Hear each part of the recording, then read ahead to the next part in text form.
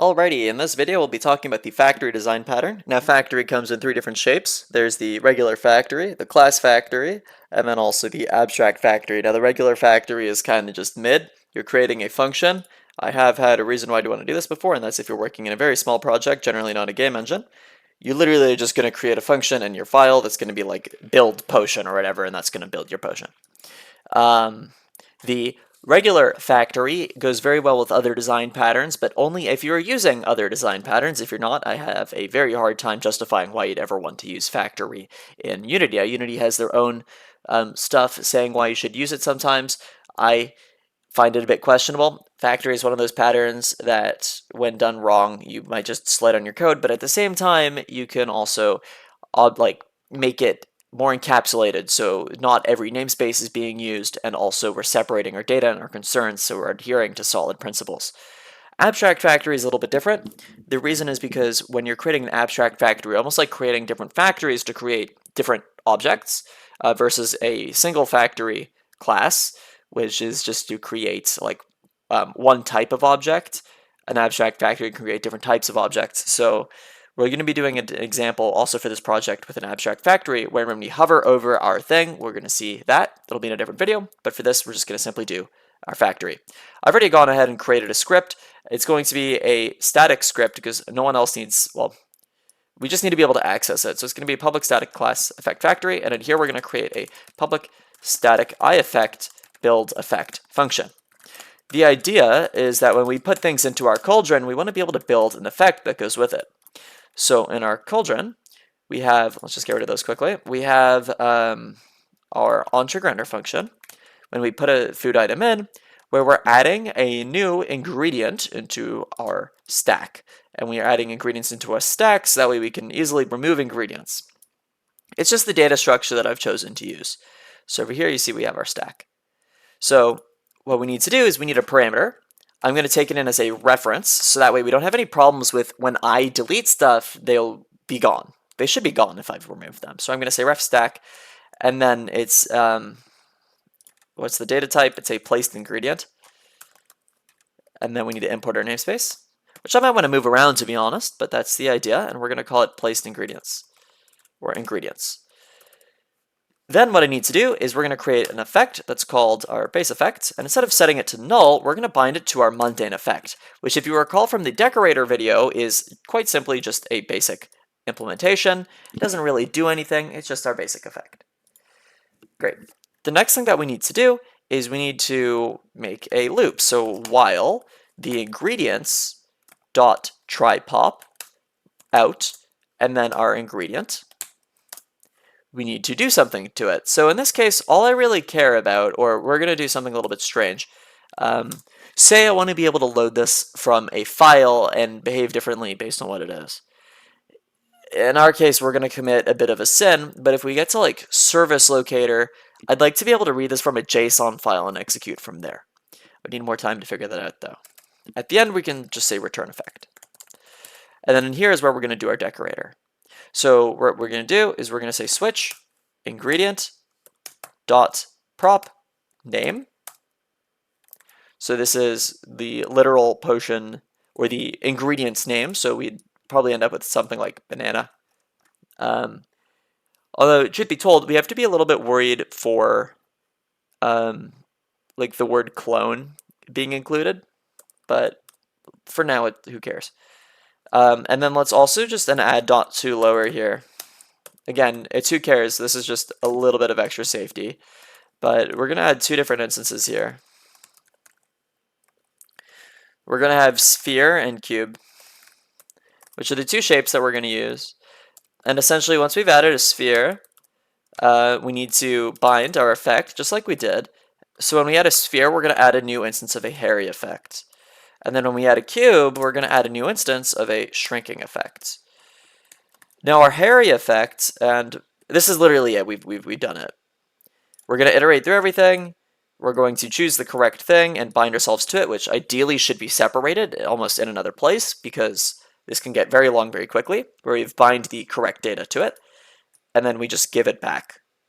So all we would need to do to actually complete this like fully is when we add another thing here, let's maybe add like a limit. Let's say if our ingredients dot and then count is greater than 3, but let's say if it's greater than 2, then we could say on ingredients changed on invoke still.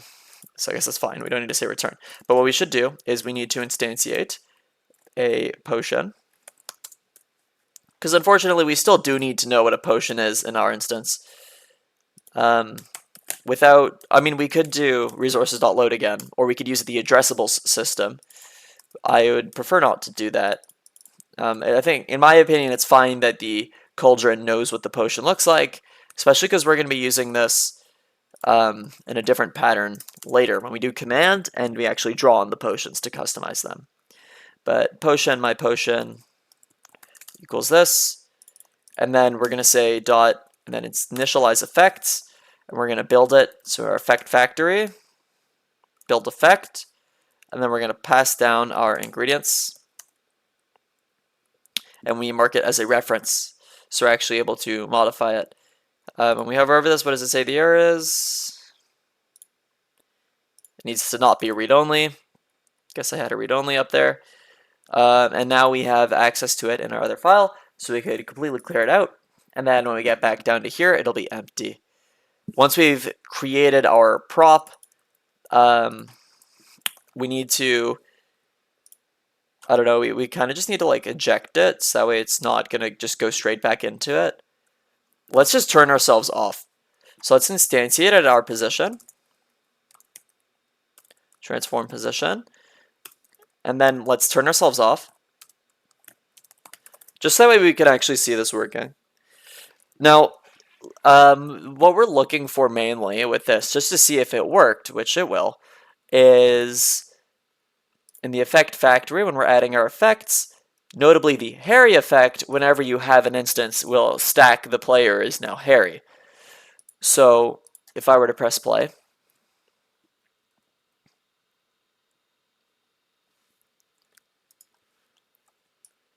and then I put in a cube, I realize now that they're probably not called cube. Yep, one of them is one caret, cube, and sphere. Let's duplicate our sphere, and let's get rid of this, because that'll cause issues. I can't remember which one does what, to be honest with you. But the effects will double up. Now, in my case, I think that could be a cool mechanic. You might not want that. And also, if this works properly, then the potion will not be white. So the white would mean that it is a default potion. If I add all of them, okay, we see the object is null because I am a clown. That is the main thing in every video that you'll hear me saying, is I am one of the world's best clowns, actually. I can make balloon animals, so therefore I am a good clown. Okay. So we try this one more time. Put you in here, and then you in here. And we get a potion. Now this looks like it's a mundane potion, so it didn't quite work correctly. And when I drop it on the floor, yeah, we can see it's white. If I go to console, then we're looking for a Harry, which you can see we didn't get. So something must have failed. If we go back to, it's probably, dude, oh my god, I did dot 2 lower, and then I did capitals in here. I need to go to, like, programmer prison. This is bad, guys. This is, holy crap. Let's have another case in here, just for demo purposes, or we'll say default. And then we'll have a debug line. Added invalid ingredient. Okay, and then that's going to help us at the next demo. So we're just going to add in 3 items, restart the game once. Man, if you guys caught me making that terrible mistake, jeez. Anyways, let's add in our 3 ingredients. So you go in there, you go in there, and you go in. No! Oh, I'm stuck. Hold on, I haven't made the game. I've just made these design patterns. There we go, we got a lovely potion. Black is night, because I guess that it has 2 instances of the Harry potion, which will make it darker. And it probably only has 1 instance of the other effect. Anyways, when I drop it, I guess it is dark, so I can't actually see it, but you can see that it has actually logged that I'm hairy twice and I'm shrinking. So clearly the effects have applied. You can see I'm no longer hairy, and it did it twice. So we need to be careful about adding multiple objects, and we can obviously add more rules in to skip repeat objects or whatever we want to do, or just to do a different effect entirely, which is why I'd also like this JSON stuff that I was talking about. So I might do service locator in the future and append to this. But let's just try one more thing quickly. If instead of adding a cube, I added an A and then a B and a C, in theory, the system will still work. In theory, I should still receive a potion that will work how I need it to work. So if I come back into the game, and I drag in my 3 items, 1, 2, and 3, we get a white potion. The mundane potion, it'll do nothing, and it'll work properly. And then if I change this one back to cube, which it's not a cube, but it's not like it matters. Again, right now we're literally just looking for a name. We'll probably change this in the future because when you instantiate an object, it'll include the word clone. But let's put everything in here. And there it is. And you can see that this is the same as this one, which is just one instance of the shrinking effect, which by default has 0 time, so it's actually not going to even do anything to me. That's it. If you enjoyed this video, leave a like and subscribe.